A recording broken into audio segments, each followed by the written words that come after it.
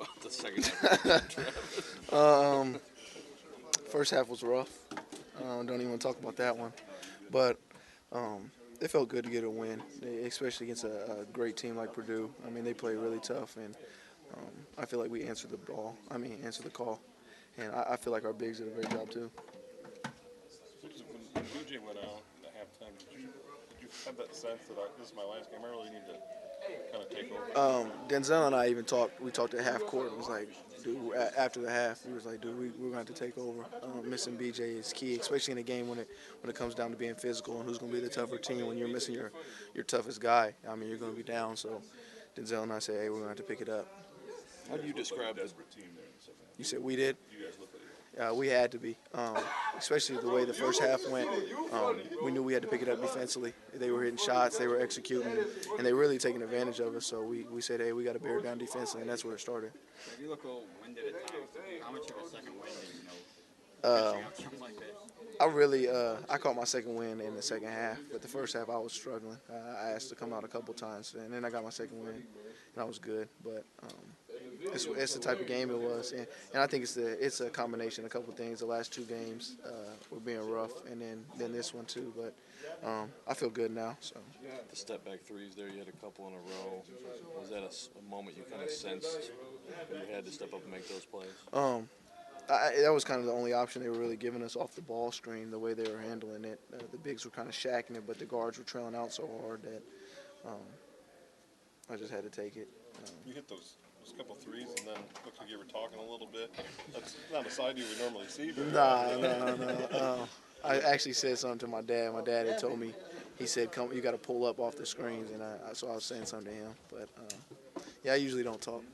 Yeah, you and Octius kind of going back and forth. No, he didn't say anything to me. I didn't say anything. I wasn't talking to him. I was more just talking to myself. But Were you flexing after those dunks?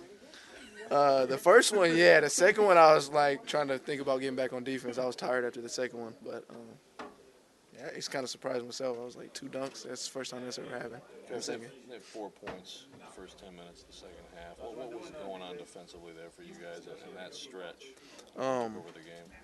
I think we just picked up our intensity. We knew that's what gave them the lead in the first half, and it was really the strength of them was in the first half was they were beating us to loose balls, and we were just falling asleep defensively, and they were scoring. So we just locked down mentally, and that's what really helped. What about Matt tonight and the job he did on Hammonds and the dunk, that moment? Yeah, that's big for Matt. He answered the call. I know they caught a lot of flack after the last game, after Kaminsky had a great game, but I feel like him and Gavin, decided to really step it up. And I'm just happy for Matt, not only as a friend and him being my roommate, just the plays he made down the stretch and the good job he did defensively. When you started out with those 2 dunks on those runouts, did you feel like it was going to be your night? Yeah, after the 2 dunks, yeah, and then that air ball I shot out of the corner, I was like, oh, man, that went down quick. But my thing was just trying to stay consistent, not get too high, not get too low off those. But yeah, that was surprising. I'd never done that before at 2 dunks. So. Kissing the court's always a special moment. Was it one for you? Yeah. It was kind of weird, though, if you think about it. You're kissing the floor. But it meant a lot. I'm happy. It was a good way. I feel like it's a good way to end my career at Michigan State, the last home game, in that fashion. Just the way we played as a team. We didn't play well in the first half. We answered the call, and it was a rough win. you did it twice, though, didn't you? What, kiss the floor? Yeah, I didn't. I kind of messed that up. Bother you that much, I guess. Any thoughts go through your head when that time comes about 4 years? It's really weird when you think about it. Like I was sitting there, and then Keenan comes in the game, and I knew he was coming in for me, and I'm just sitting there like, dang, I got to kiss the floor now, and it's just weird, man. But I don't know, it's weird, but I'm appreciative of it. I'm happy.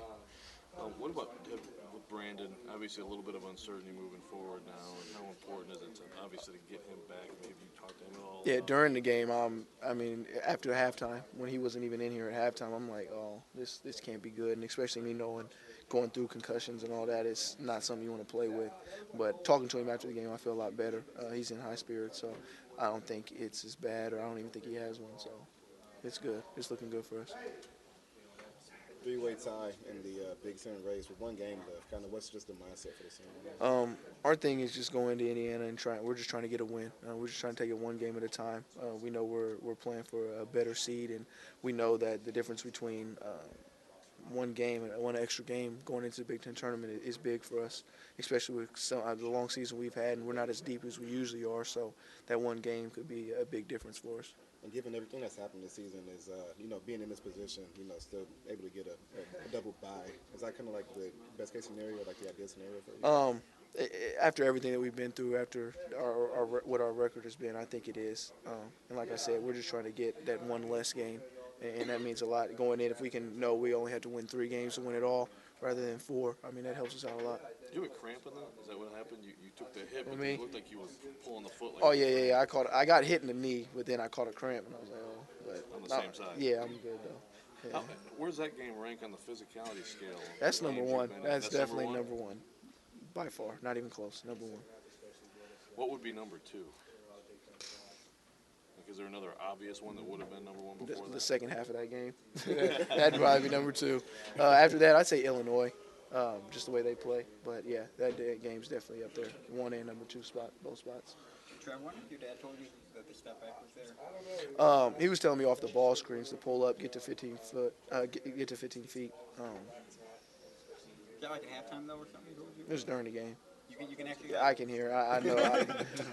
After years of playing for him, I know when he's yelling at me or when he's saying something. So you still can't block that out? Because my 7-year-old son, he blocks everything out. But he's lying to you. Then if he says he's blocking it out, he's lying to you. We hear everything out there, except when coach is yelling at you. You don't hear when coach.